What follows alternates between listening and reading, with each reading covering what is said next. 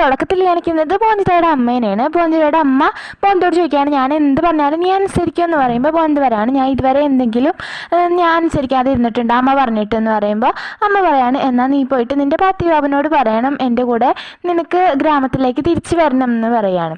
അപ്പോൾ പോന്തിതയാണെങ്കിൽ ഇത് കേട്ടിട്ട് ആകെ നന്നായി ഷോക്കാവുന്നുണ്ട്. പിന്നെ അവൾ പറയാണ് അവളിതിന് സമ്മതിക്കുന്നില്ല. ആദ്യം അവൾക്ക് എന്താ വീട്ടിലേക്ക് വരാൻ പറ്റില്ല എന്നുള്ള രീതിയിലാണ് അവൾ സംസാരിക്കുന്നത്. അപ്പോൾ അമ്മ അവളോട് പറയാണ് നിനക്ക് ഇപ്പോൾ ഈ വലിയ വീടും ഈ വലിയ കൊട്ടാരവും പിന്നെ സ്വർണ്ണങ്ങളും നല്ല വസ്ത്രങ്ങളൊക്കെ കിട്ടിയപ്പോൾ എന്നെ വേണ്ട അല്ലേ ഞാൻ പറഞ്ഞതിൻ്റെ വാക്ക് നിനക്ക് എന്താ അനുസരിക്കാൻ പറ്റില്ല അല്ലേന്ന് ബോന്തോട് പറയുമ്പോൾ ബോന്ത് പറയാണ് എനിക്ക് ഇതിനേക്കാൾ വലുതാണ് എൻ്റെ അമ്മ എനിക്ക് ദൈവത്തിൻ്റെ പോലെയാണ്, ദൈവത്തിനേക്കാൾ വലുതാണ് എനിക്ക് എൻ്റെ അമ്മ. അപ്പോൾ അമ്മ പറയാണ് ഞാൻ അനുസരിക്കാണ്ടിരിക്കുക, ഞാൻ അമ്മയുടെ ഒപ്പം വരാം, ഞാൻ ഗ്രാമത്തിലേക്ക് വന്നോളാം. പിന്നെ എൻ്റെ ഭർത്താവിനോട് ഞാൻ പറഞ്ഞിട്ടുണ്ടായിരുന്നില്ലേ എനിക്ക് ഇപ്പോൾ പോയില്ല അഭിഷേകിന് ഒരു സമ്മാനം തരാൻ വേണ്ടി പറഞ്ഞിട്ടുണ്ടായിരുന്നില്ല, അപ്പോൾ അതിന് പകരമായിട്ട് ഞാൻ ഇതാ ചോദിക്കാൻ പോണ്, ഞാൻ പോയി ചോദിച്ചിട്ട് വരാമെന്ന് പറഞ്ഞിട്ട് അവൾ അവിടുന്ന് പോകുന്നുണ്ട്. അപ്പോൾ അമ്മയാണെങ്കിൽ സങ്കടം വന്നിട്ട് കരയുന്നുണ്ട്. കാരണം അമ്മയുടെ സ്വന്തം ഇഷ്ടപ്രകാരമല്ല അവളെ ഗ്രാമത്തിലേക്ക് കൊണ്ടുപോകാൻ നിൽക്കുന്നത്. അപ്പോൾ ത്രിലോചനൊക്കെ പറഞ്ഞിട്ട് നിർബന്ധിച്ചുകൊണ്ടല്ലേ അമ്മ ഇങ്ങനെയൊക്കെ ചെയ്യുന്നത്.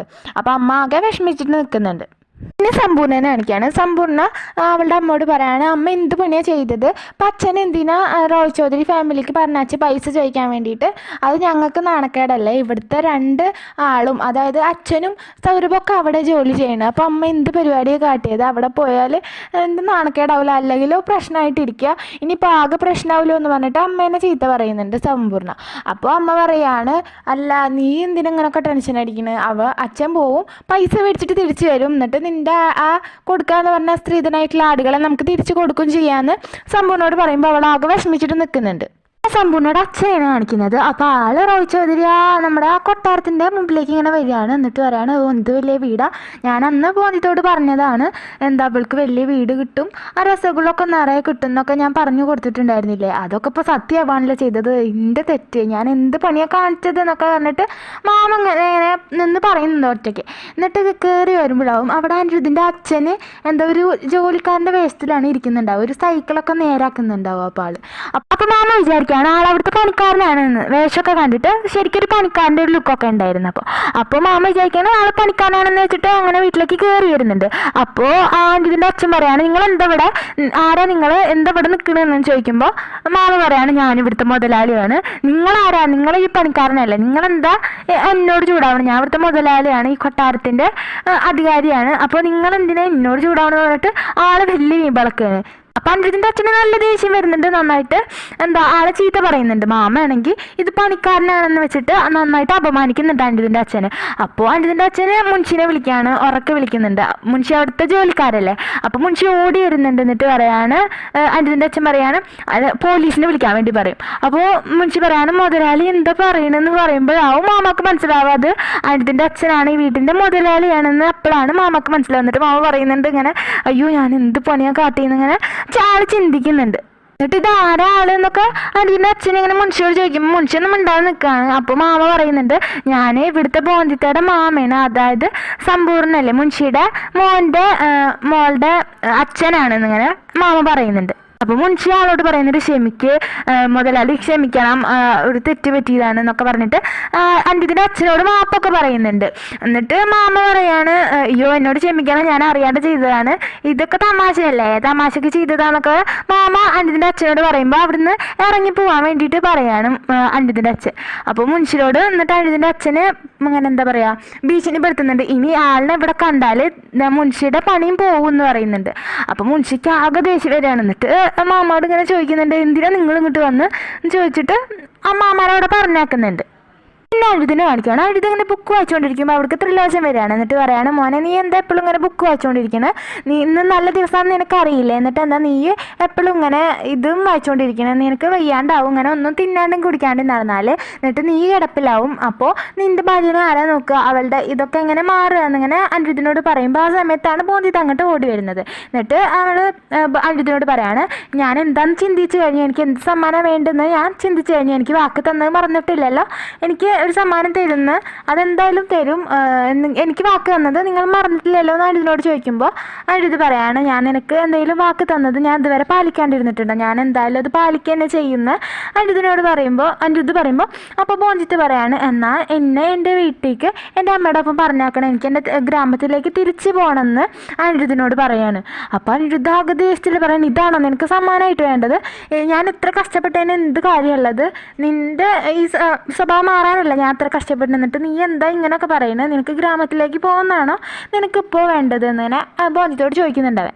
അപ്പോൾ അവൾ പറയാണ്, എനിക്ക് വാക്ക് തന്നതല്ലേ, എനിക്ക് അത് പാലിക്കാൻ നിങ്ങൾക്ക് അറിയില്ലേ എന്നൊക്കെ ബോന്തി ചോദിക്കുന്നുണ്ട്. അപ്പോൾ അനിരുദ്ധ് ഇതിനൊന്നും സമ്മതിക്കുന്നില്ല, അവളെ എന്തായാലും വിടില്ല എന്ന് തന്നെ അവൻ പറയാണ്. അപ്പോൾ ബോന്തിത്ത് പറയാണ്, എനിക്ക് തന്ന വാക്ക് നിങ്ങൾ പാലിച്ചില്ലെങ്കിൽ ഞാൻ എൻ്റെ ശ്വാസം അടക്കി പിടിച്ചിട്ട് നിൽക്കുക ചെയ്യുമെന്ന് പറഞ്ഞിട്ട് അവൾ കൈ കൊണ്ട് മൂക്ക് കുത്തിയിട്ട് ഇങ്ങനെ ശ്വാസം അടക്കി പിടിച്ചിട്ട് നിൽക്കുന്നുണ്ട്. ഇത് കണ്ടിട്ട് അനിരുദ്ധിനും നല്ല പേടി വരികയാണ്, കാരണം അവൾ തീരെ ശ്വാസം വിടാതെയാണ് നിൽക്കുന്നത്. അപ്പോൾ എന്നിട്ട് പറയുന്നുണ്ട്, ബോന്തിത്ത് നിൻ്റെ മുഖമൊക്കെ ചുവന്ന് വരുന്നുണ്ട്, നീ ആ കൈയൊന്നും എടുക്ക്, നീ ശ്വാസം വിടുന്നതിന് അവളോട് പറയുമ്പോൾ അവളതിന് സമ്മതിക്കുന്നില്ല, അവൾ ചെയ്യുന്നില്ല അത്. അപ്പോൾ ത്രിലോചനും പേടിയാവുന്നുണ്ട്. അപ്പോൾ അവന് ആകെ പേടിച്ചിട്ട് അമ്മേനെ വിളിക്കുകയാണ് ബോന്തിത്തേടെ. അമ്മ ഓടി പോയി, ഇവൾ കാട്ടിനെ കണ്ടില്ലേ എന്ന് പറഞ്ഞിട്ട് അമ്മേനെ വിളിക്കുന്നുണ്ട്. അപ്പോൾ അമ്മ ഓടി വന്നിട്ട് അവളോട് ആദ്യമൊക്കെ പറയുമ്പോൾ അവൾ അത് വിടുന്നില്ല. പിന്നെ അമ്മ ഇങ്ങനെ പറഞ്ഞുകൊണ്ടിരിക്കുകയാണ്, എന്നെ ഓർത്തിട്ടെങ്കിലും വിടുമോളെ എന്ന് പറയുമ്പോൾ അവളിങ്ങനെ വിടുന്നുണ്ട്. എന്നിട്ട് അവൾക്ക് ശ്വാസം എടുക്കാൻ കിട്ടാതെ ഇങ്ങനെ നിന്നിട്ട് ഇങ്ങനെ ബുദ്ധിമുട്ടുന്നുണ്ട്. എന്നിട്ട് അങ്ങനെ കുറേ കഴിഞ്ഞിട്ട് അവൾ നോക്കിയായിരുന്നു കണ്ടപ്പോൾ അനിരുദ്ധ് ചോദിക്കുന്നുണ്ട്, നീ എന്താ ഈ കാണിച്ചത്, നീ ആരുടെ നിന്ന് ഇതൊക്കെ പഠിച്ചത് എന്നൊക്കെ ഇങ്ങനെ അവളോട് ചോദിക്കുമ്പോൾ അവൾ പറയാണ്, നിങ്ങളുടെ തന്നെ ഞാൻ പഠിച്ചത്. ഇങ്ങനെ പറയുമ്പോൾ അവനെ ഒന്നും പറയാനില്ലാതെ നിൽക്കുന്നുണ്ട്. എന്നിട്ട് പറയാണ്, നീ എന്ത് പറഞ്ഞിട്ടും കാര്യമില്ല, ഞാൻ എന്തായാലും നിന്റെ ഗ്രാമത്തിലേക്ക് വിടാൻ പോകുന്നില്ല അമ്മയുടെ ഒപ്പം എന്ന് അവൻ ഉറപ്പിച്ച് തന്നെ പറയാണ്. അപ്പോൾ ബോന്തിത്ത അമ്മോട് പറയാണ്, കണ്ടില്ല അമ്മേ, നമ്മൾ വിചാരിച്ച കാര്യം നടക്കില്ല, എന്തായാലും ഇന്ന ആള് ഗ്രാമത്തിലേക്ക് വിടില്ല, അമ്മ പറഞ്ഞ കാര്യം എനിക്ക് എന്തായാലും ഞാൻ പറഞ്ഞില്ലേ, ആളെന്തായാലും സമ്മതിക്കില്ല എന്നൊക്കെ ഇങ്ങനെ പറയുമ്പോൾ അനിരുദ്ധിന് മനസ്സിലാവുകയാണ് അത് അമ്മ അവളോട് പറഞ്ഞിട്ടാണ് അവളത് അവനോട് വന്ന് പറഞ്ഞേക്കുന്നതെന്ന്. അനിരുദ്ധ് പറയണം, അമ്മ എന്നെ ഇങ്ങനെ ചെയ്തില്ല, ഞാൻ ഇത്ര കാലം ചെയ്തതിനൊന്നും ഒരു വില ഇല്ലാതെ അമ്മ ഇങ്ങനെ ചെയ്യുന്നു ഞാൻ ഒരിക്കലും വിചാരിച്ചില്ല, അമ്മ എന്ത് പണിയാണ് കാട്ടിയെന്നൊക്കെ പറഞ്ഞിട്ട് അമ്മേനെ അവൻ നന്നായിട്ട് ചീത്ത പറയുന്നുണ്ട്. അപ്പോൾ ഇത് കേട്ടിട്ട് ബോന്തിതയ്ക്കാണെങ്കിൽ നല്ല വിഷമാവുന്നുണ്ട്. അവൻ പറയുന്നുണ്ട്, ഊണ് ഉറക്കില്ലാണ്ട് ഞാൻ ഇത്ര കാലം ഇവൾക്ക് വേണ്ടിയിട്ട് ഒറ്റയ്ക്കല്ലേ ബുദ്ധിമുട്ടി അമ്മ, എന്നിട്ട് അമ്മ അത് എന്നെ സപ്പോർട്ട് ചെയ്യാണ്ട് ഇവളെ ഇവിടുന്ന് കൊണ്ടുപോകാനാണ് നോക്കണമെന്ന് പറഞ്ഞിട്ട് അമ്മേനെ നന്നായിട്ട് ചീത്ത പറയാണ്. അപ്പോൾ അമ്മ പറയാണ്, അവൻ്റെ മോളല്ലേ, എനിക്ക് അവളുടെ കാര്യത്തിൽ തീരുമാനം എടുക്കാനുള്ള അധികാരമൊക്കെ ഇല്ലേ എന്നൊക്കെ അനിരുദ്ധിനോട് ഇങ്ങനെ അമ്മ ചോദിക്കുകയാണ്. ഞാൻ അവൾക്ക് ജന്മം കൊടുത്തതല്ലേ, അപ്പോൾ എനിക്കെന്താ അവളുടെ കാര്യത്തിൽ അധികാരമില്ലേ? നീ ചെയ്തത് എന്തെങ്കിലും കാര്യം ഉണ്ടായാൽ അവൾക്ക് ചീത്തതല്ലാണ്ട് എന്തെങ്കിലും നല്ലത് നടന്നിട്ടുണ്ടാകും. എൻ്റെ മോൾക്ക് നല്ലപോലെ വെള്ളം കുടിക്കാൻ പറ്റുന്നില്ല, ഭക്ഷണം കഴിക്കാൻ പറ്റുന്നില്ല, ഇതൊക്കെ എനിക്ക് നല്ല പേടിയുണ്ട്, ഇനി അവൾ ഭക്ഷണം വെള്ളം കിട്ടാണ്ട് മരിച്ചു പോകുന്നു എന്നിങ്ങനെ അമ്മ ഇങ്ങനെ നന്നായിട്ട് വിഷമിച്ചിട്ടാണ് പറയുന്നത്. അത് അമ്മ പറയാൻ കാരണം അവനോടുള്ള ദേഷ്യം കൊണ്ടല്ല, ത്രിലോചന അങ്ങനെ പറഞ്ഞുകൊണ്ടാണ്, അവൾ എന്തായാലും അവിടുന്ന് കൊണ്ടുപോകണമെന്ന് പറഞ്ഞുകൊണ്ടാണ് അമ്മ അങ്ങനെ പറയുന്നത്.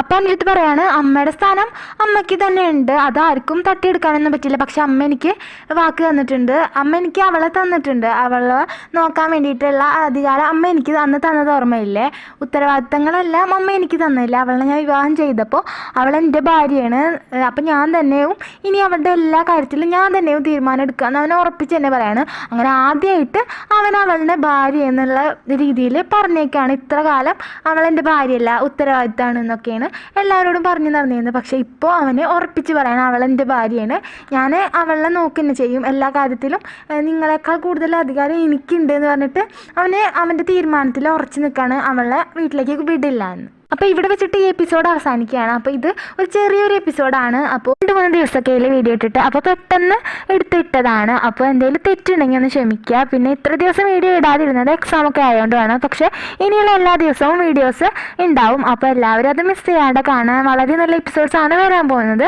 പിന്നെ ചാനലൊന്ന് ഇഷ്ടമായെങ്കിൽ ഒന്ന് സബ്സ്ക്രൈബ് ചെയ്ത് സപ്പോർട്ട് ചെയ്യുക. വീഡിയോ ഇഷ്ടപ്പെട്ടെങ്കിൽ ഒന്ന് ലൈക്ക് ചെയ്യുക. അപ്പോൾ അടുത്ത വീഡിയോ ആയിട്ട് വീണ്ടും കാണാം.